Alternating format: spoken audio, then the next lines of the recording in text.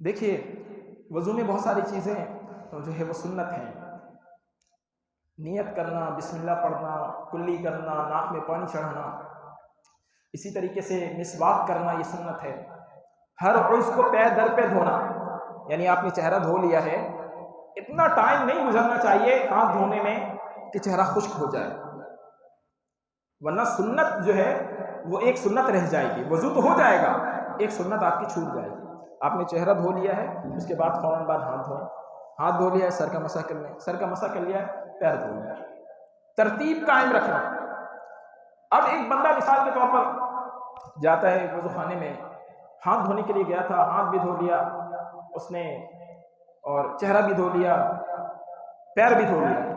اب اس کو خیال آیا یار اتنا تو میں نے دھو لیا ہے تو اب وضو پورا ہی کر لوں، تو اب وہ ہاتھ دھوتا ہے کہنیوں سمیت، سر میں مسح کر لیتا ہے، تو اس کا وضو ہو جائے گا، وضو ہو جائے گا، لیکن ترتیب قائم نہ رکھنے کی وجہ سے یہ خلاف سنت ہوگا، چونکہ سنت کے مطابق اس نے نہیں کیا، ترتیب آگے پیچھے کر دی ہے، ترتیب آگے پیچھے کر دی ہے۔ بعض دفعہ ایسا ہوتا ہے، جو لوگ اکثر وضو کرتے ہیں ان کے ساتھ ایسا ہوتا ہے، تو ترتیب آگے پیچھے کر دینے سے وضو میں کوئی فرق نہیں پڑے گا، فرض ادا ہو گیا، وضو ہو گیا، لیکن ترتیب جو بدل دی ہے تو اس کی وجہ سے سنت رہ جائے گا۔